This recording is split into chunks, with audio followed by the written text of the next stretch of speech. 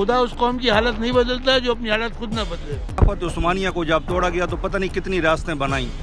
Knowledge इसलिए नहीं है क्योंकि शायद हमारी कमी है। जो लोग खाना किस तरह खाया जाता है, बाथरूम में किस तरह जाता है, सब नॉलेज है। बिल्कुल जिहाद का वक्त है, इसमें कोई शक नहीं है। हम क्या किसी को क्या बोलेंगे, पहले हम तो खुद सही हो जाएं। कहाँ है मुस्लिम उम्मा का दर्द हम लोगों को, कहाँ है दर्द?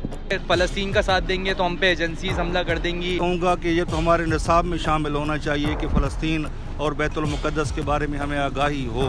उम्मत मुस्लिमा जो है ना, सत्तू पी के सो रही है। तमाम के तमाम अमेरिका के ग़ुलाम हैं फ़लस्तीनियों पर, और हमारी गवर्नमेंट मैच खेल रही है, बैठ के क्रिकेट का मैच हो रहा है।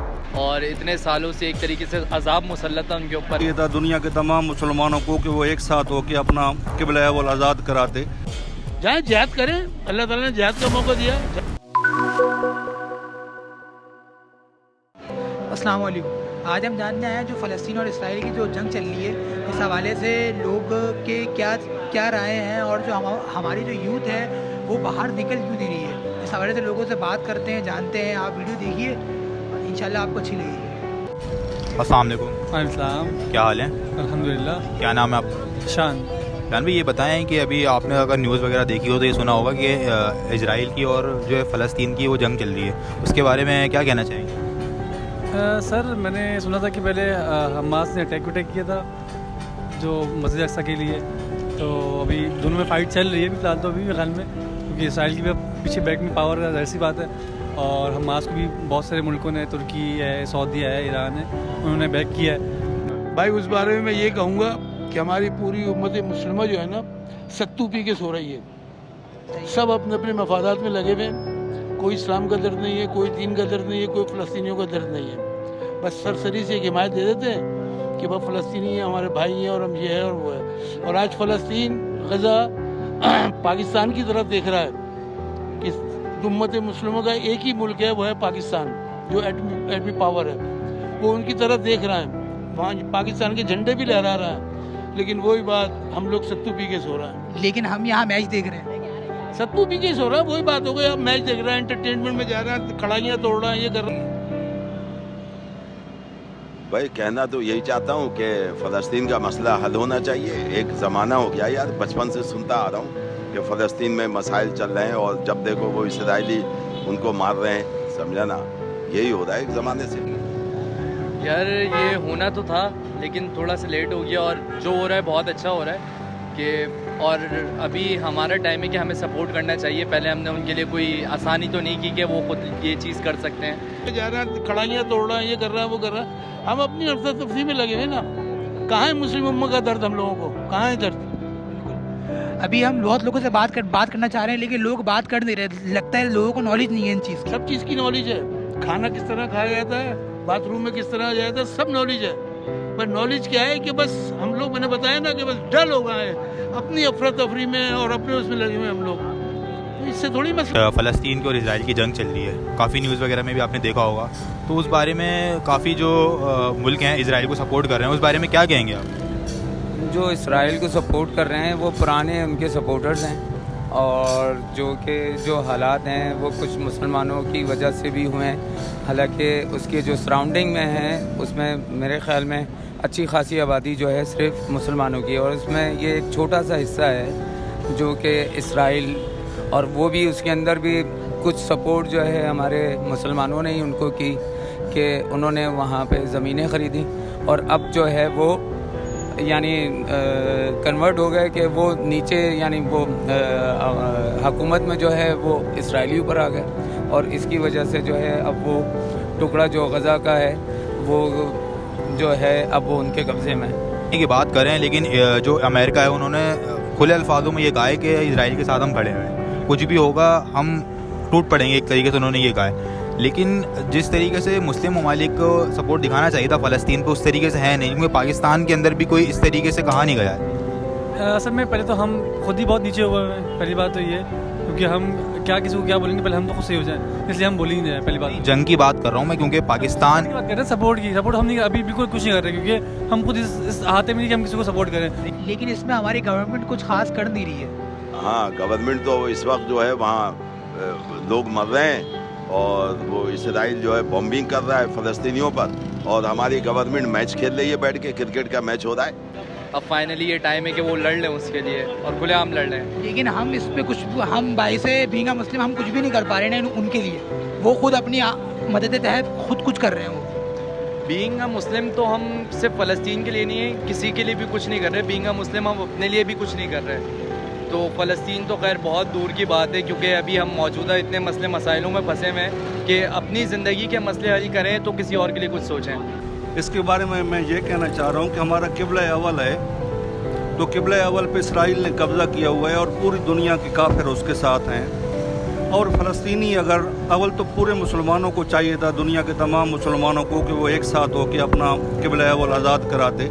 लेकिन अगर फ़लस्तीनियों ने हिम्मत की तो हमें कम अज़ कम अखलाकी तौर पे उनका साथ तो देना चाहिए।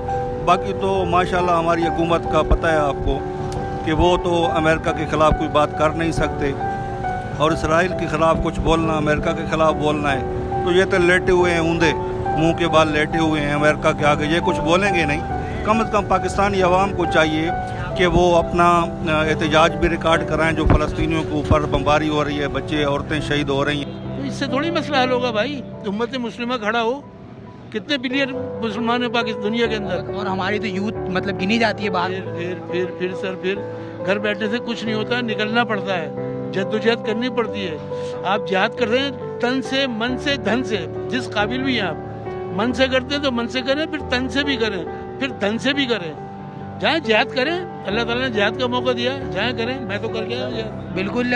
यहाँ पे हम किसी को बोलें तो लोग कहते हैं कि यार हमारे बच्चे घर पे हैं, फैमिली मैटर है, इस वजह से लोगों मतलब महंगाई ने लोगों को पकड़ के रखा हुआ है। ऐसा है क्या? बात वो ये कि आपने बीवी बच्चों को देख लो या दीन को देख लो, फंडिंग खत्म हो जाएगी। पाकिस्तान जो है वो वाहिद एटमी ताकत है, जितनी भी मुस्लिम ममालिक हैं सबके जो आंखें हैं अभी पाकिस्तान के ऊपर हैं, क्योंकि पाकिस्तान ही है जो न्यूक्लियर वेपन है पाकिस्तान के, और कोई मुस्लिम मुल्क के पास है नहीं। तो इस वजह से वो लोग चाह रहे हैं कि पाकिस्तान सपोर्ट करे, लेकिन ऐसी कोई दिखी नहीं है वजह अभी। जाहिर सी बात है, पाकिस्तान कैसे बोलेगा? पाकिस्तान ऑलरेडी दूसरे कंट्री जो अमेरिका हो गया, इनसे अभी दबा हुआ है। तो आपको लगता है कि पाकिस्तान बोल पाएगा?